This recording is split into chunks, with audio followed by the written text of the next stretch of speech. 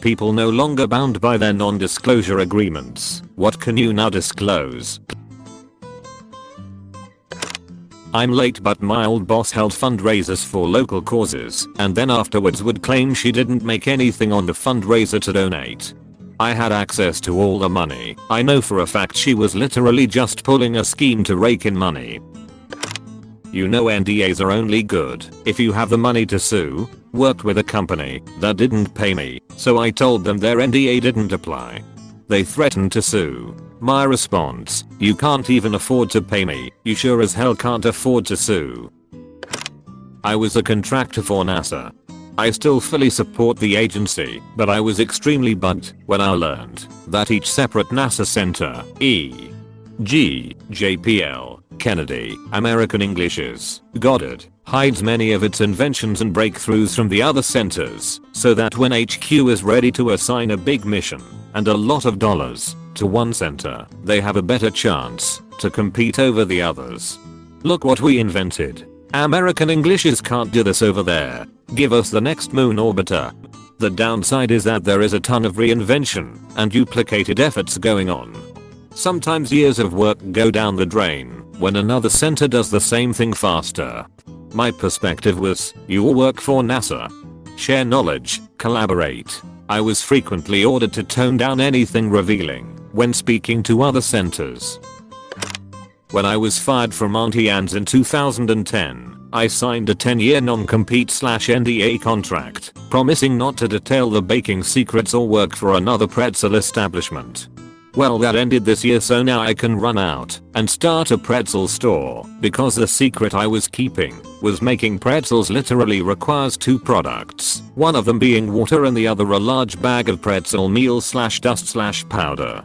Quite literally anyone with $2,500 can start a pretzel stand and make perfectly fine pretzels. It's not difficult whatsoever. I used to work for a large gas station chain. I worked at its warehouse, where it creates a lot of the donuts. The room was really hot, so we were always sweating. There's some machines where the donuts get glazed in chocolate. They're these small machines, they look almost like a BBQ grill. They always wanted us to be super fast glazing the donuts. Working in a hot room and working at super fast speeds, it was natural for a lot of people's sweat to just drip in the chocolate underneath us.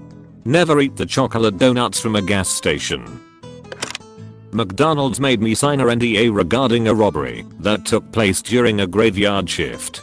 They made me take a freaking polygraph test because they thought my ex and I were involved due to the simple fact that I had stopped by that day to pick up some documents. I was a manager. I had business to do. I think I'm finally ready to let the world know my secret. If you've ever used VeriSite, the loading spinners you see when the report loads aren't waiting for anything. People kept complaining that reports were coming back too fast, so it must not be working right. It doesn't take long to complete a few hundred Google searches simultaneously, so the loading spinner just makes you wait a few seconds longer, so it feels like more is happening. So glad to finally get that off my chest.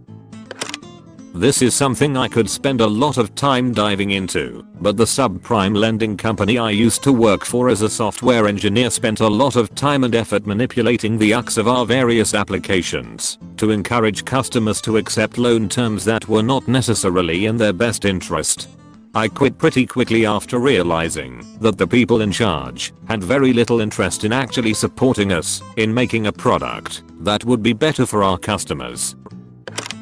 Be careful if your pet needs specific shampoo supplied by a Petsum at @RTGR***Ming Salon. Last I worked there, they weren't letting us order anything, and we had to try to track down shampoos from other stores before they'd let us buy anything. Meaning if your dog needed hypoallergenic shampoo or you were paying for an expensive upgrade, it's very possible that some of the products were unavailable.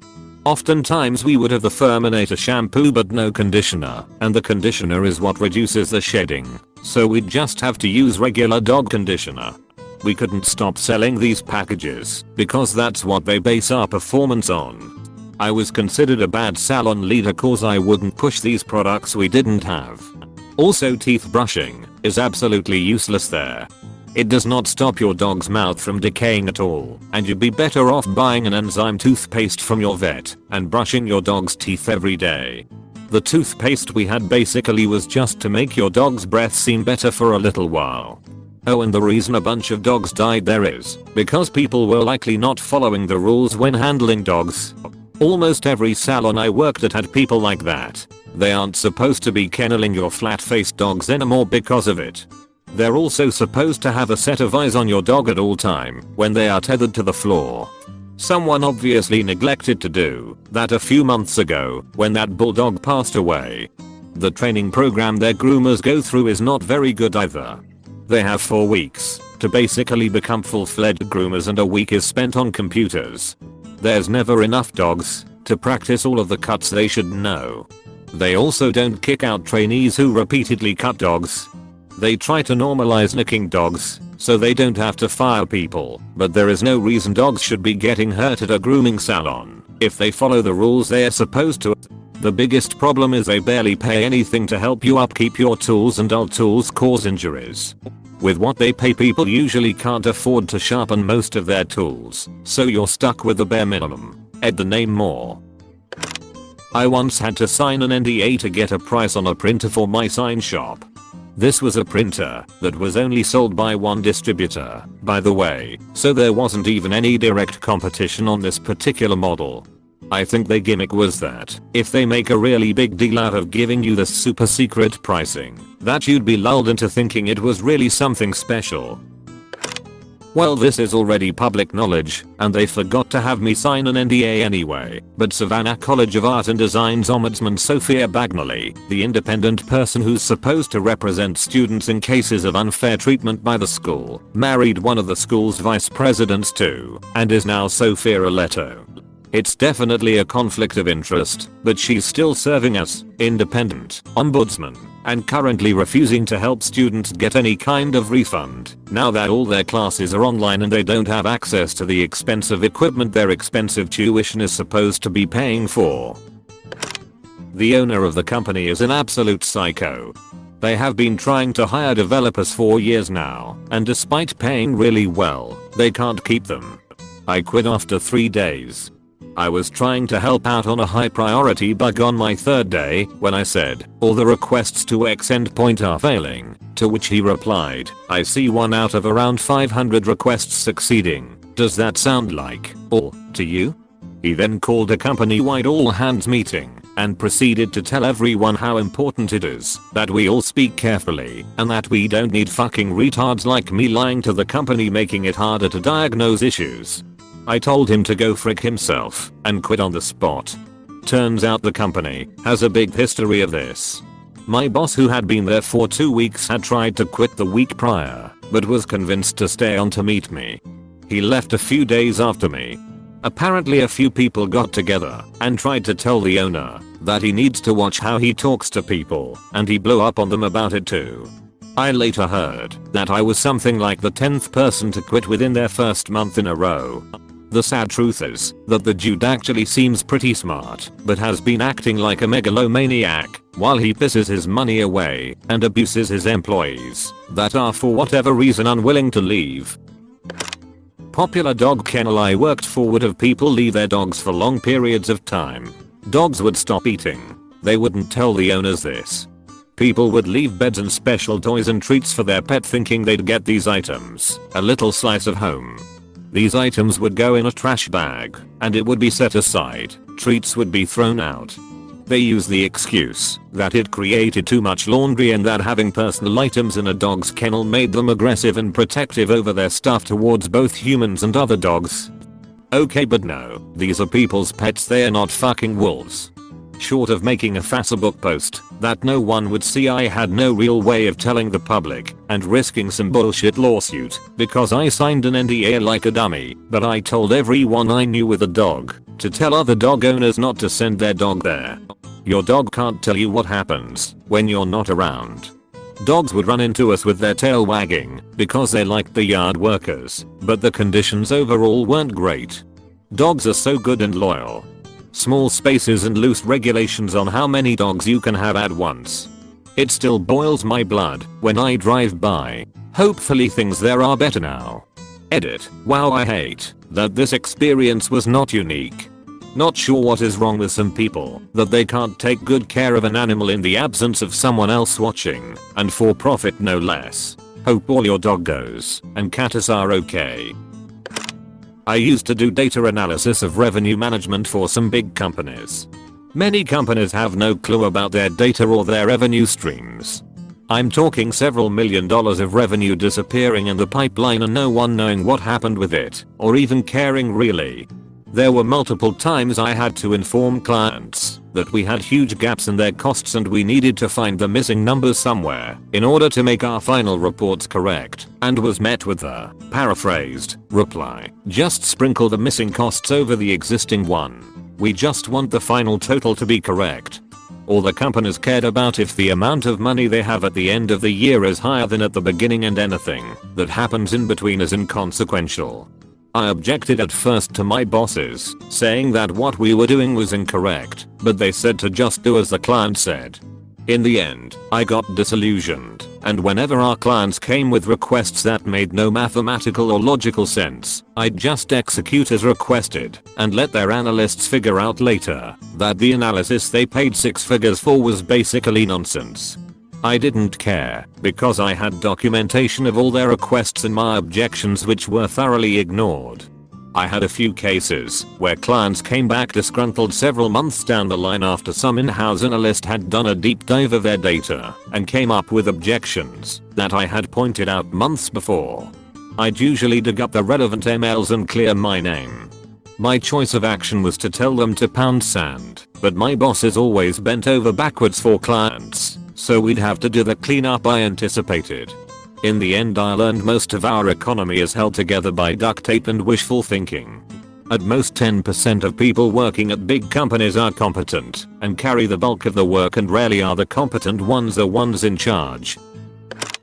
My graphic designer best friend won my town's Design the Centennial logo contest despite having never set foot in the town. I worked for the radio station and just did an interview with one of the organizers where he lamented that there weren't very many entries. So I called my friend and said, "Want in on this?" He said, "Sure." As he lived on the other side of the country at the time, I spent the next day texting him photos of the town for inspiration. Anyway, when he won, and they found out he was a professional graphic designer who lived on the other side of the country, they made him and me sign NDAs because the town was afraid people would think they brought in a ringer. I worked at a gym, and in the showers there was yellow shampoo and blue body wash and pump dispensers. I found out that the only difference between the two soaps was the color. I used to work for a construction company in rural Texas, and man, we did so much shady shit. Honestly, my boss was like the Joe Exotic of construction. Always calling us the N-word, cussing us out, threatening to fight us. None of our haul trucks could pass a state inspection because he was too cheap to fix them up. He never paid his taxes on any of the track hoes. Anytime the tax man would show up, we would have to drive all the equipment deep into the woods to hide it. He always paid the OSHA inspector off because he knew our shops couldn't pass inspection. We had mountains of scrap metal in the woods. Mountains of old oil buckets stacked in the woods. We had an old rail car in the back that was full of oil/hydraulic/transmission fluid. The cap was off, so when it rained it overflowed and would just drain into the earth. I can't count how many times we would get some equipment in and he would tell us to dump the fluid into one of the ponds. We always had guys up there trying to sell drugs and shit. Telling you my 3 years there was wild. As a lawyer, I viewed a lot of these and taught settlements. The most common use of the NDA is to keep the award amount quiet so everyone won't sue the company, hoping to get that sweet settlement money. In the IT world, it is often that the piece of internal software or system that gives your company an edge is not quite as huge a deal as it seems. Often it is not much more than a couple of technologies mashed together to automate things in a way nobody else is doing yet. And those things are fiercely guarded.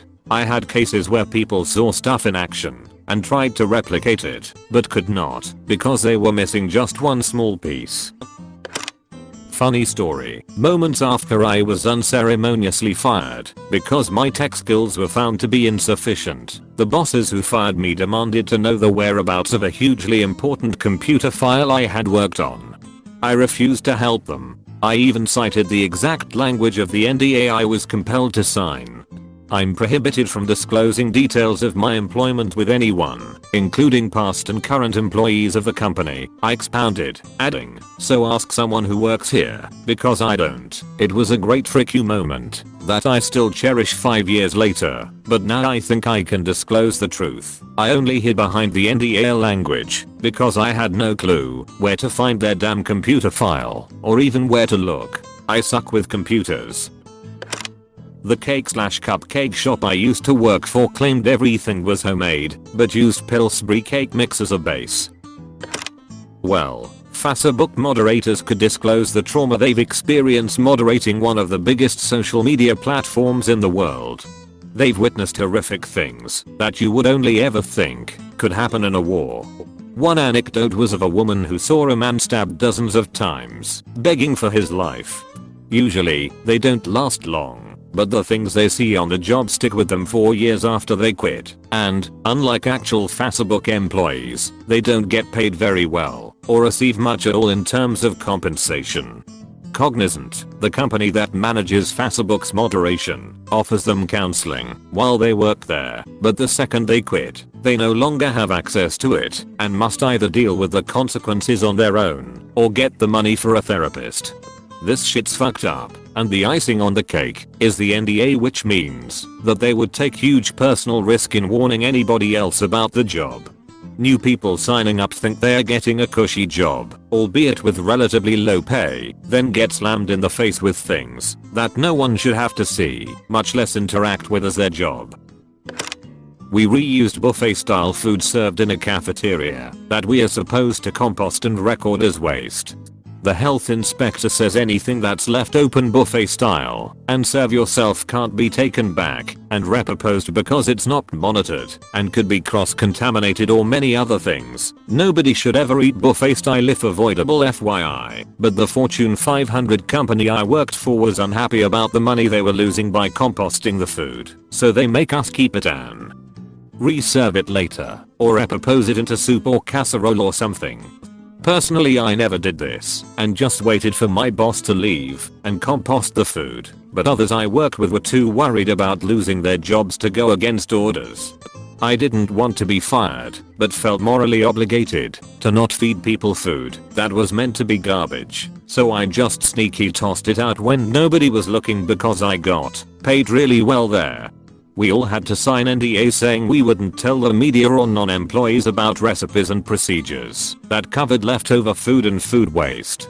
Eventually my boss discovered what I was doing, and I stood up to him about not being willing to reuse garbage as food, so we agreed that I'd just quit, because while they could force me not to talk about it, they couldn't actually force me to do something illegal for my job, and I was clearly refusing to do it.